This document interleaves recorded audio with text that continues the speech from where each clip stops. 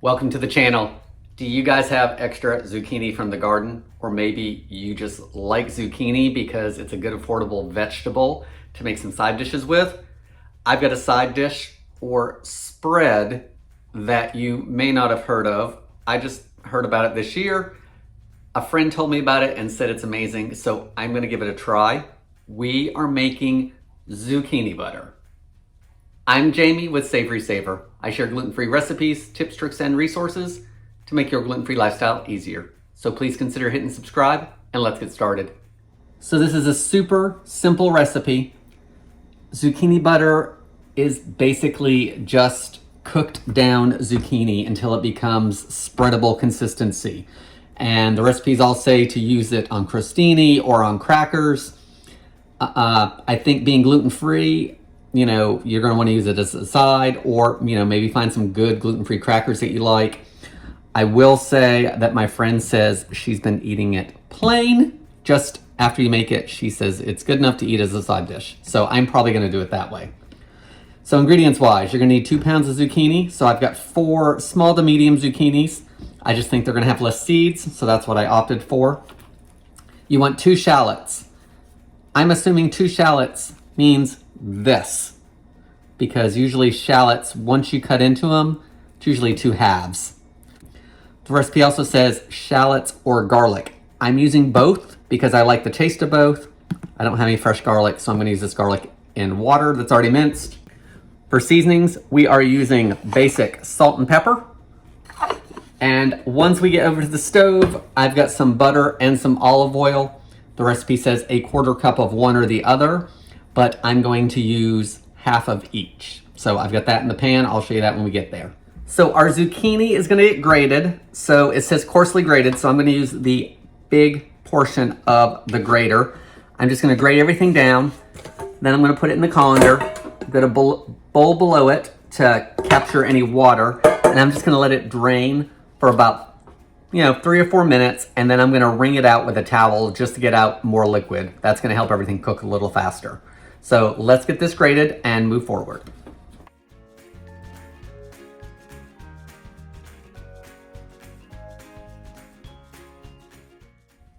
Next, let's take our shallots and mince them.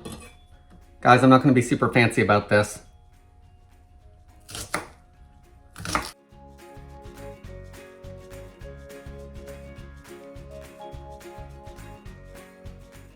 All right, my shallots are minced. Quite a lot of them, so if you don't want as much shallot, I would use 1 and just mince it really finely. I'm still going to use all of this. I like the taste of garlic and onion, and I think it's going to go great in my zucchini, so I am going to use all of this. I'm going to let my zucchini set for a couple more minutes and then wring them out as much as I can to get that moisture out of there, and we'll move to the stove. So we are over at the stove, and in a deep skillet, I've got 2 tablespoons of olive oil, 2 tablespoons of butter, and I have my heat over medium-high. And I'm gonna let the butter melt and warm up, and then we're gonna add our shallots, let those saute for a minute or so, and then our garlic, and let that go for another minute before we add the zucchini. Everything's melted, let's add our shallots in there. I've got a spoon and a spatula, because I'm not sure which one I'm gonna use. Let's start with the spatula. I think that's gonna be better in keeping everything spread around and moving in a layer. All right, guys, that's just gone for literally a minute. So I'm gonna add some garlic. I don't know, it's about a teaspoon or so. About 30 seconds for the garlic. And then our drained zucchini. I ended up using my hands after it sat for about 5 minutes and just squeezed it out with my hands to get most of the water out. The zucchini's in there. Let's get everything a good mix. Now, guys, it's a waiting game because we need to let this saute for about 15 minutes or so until the zucchini cooks down, and you want it to be spreadable like butter. So it's on medium-high, and the recipe I'm using is from Food 52, and it does say, if it starts to get dark on the bottom, which I'm using nonstick, so I'm hoping it doesn't, but if it does, you need to turn your heat down. And you can add a little bit of water to deglaze it and get, the flavor up from the bottom.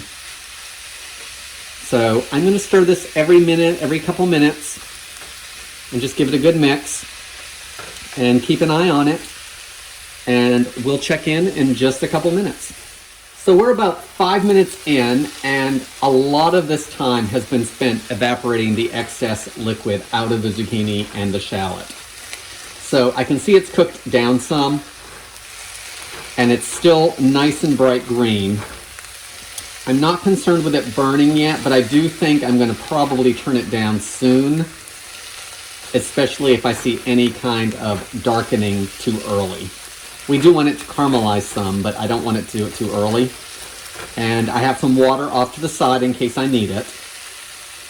I think at this point I'll add some salt and pepper to it. The recipe doesn't really say when to add it. So a good pinch of salt, and that's going to probably bring out more moisture and keep evaporating it. Some pepper. We'll adjust it later if we need to. Give it another stir.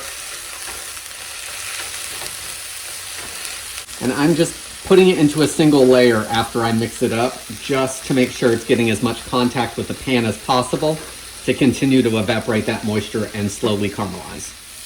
All right, guys, I'm getting some browning, and that's just been a couple minutes since I stirred it. So I am going to add a little bit of water, and I have cut my heat down to medium. Well, let's just add a little bit of water. Going to cool everything down a little bit. It'll pull up any bits from the bottom, because again, we want it to caramelize, but we don't want it to, of course, taste burnt. And one of the things you need to remember is that a lot of this is going to depend on how hot your stove cooks. It's going to depend on what type pan you're using. I'm using a non-stick, but if you're using stainless steel, it may cook different. If you're using cast iron, of course, it's going to cook different. So it's just a matter of checking it every couple minutes and seeing what it does. I'm sure that salt probably helped mine a little bit. But I do really like the way it's thickening up. It's still nice and bright green. It is getting to that point where you could spread it on something. So just keep an eye on it. So we are at the 15-minute mark, which was the suggested time for the recipe instructions. I did add water one more time, but I have left it over medium heat the entire time since lowering it. And guys, I think we're done. It's still nice and green. It looks like it's spreadable to me, and I gotta tell you, I don't think I'm worried about spreading this on anything. I think it's gonna be perfect just to eat as is. So let's get this off the burner and give it a taste. So here's our zucchini butter. It's still pretty hot, but I'm gonna try to move it closer so you can see it a little better. So it's nice and green. It is very spreadable looking. It's still steaming. I don't know if you can see that on the camera. Everything I looked at, the multiple recipes I looked at, said to serve it with crostini or with crackers. So I did find some gluten-free crackers that Tara had open.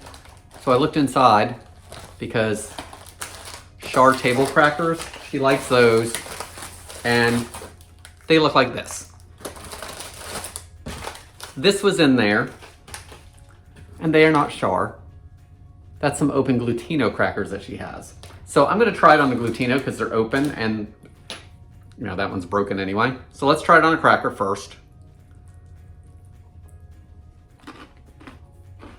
That is really good. You get the sweetness from the zucchini. I can taste the shallots. If you didn't have shallot, use some sweet onion. I think that would be great. If you like a stronger onion flavor, then use some yellow or red onion. I like the garlic in there, so I would definitely use both. Plenty of salt and pepper. So I did about 3 pinches of salt and 2 pinches of pepper. I like it on the cracker, but let's try it like this again.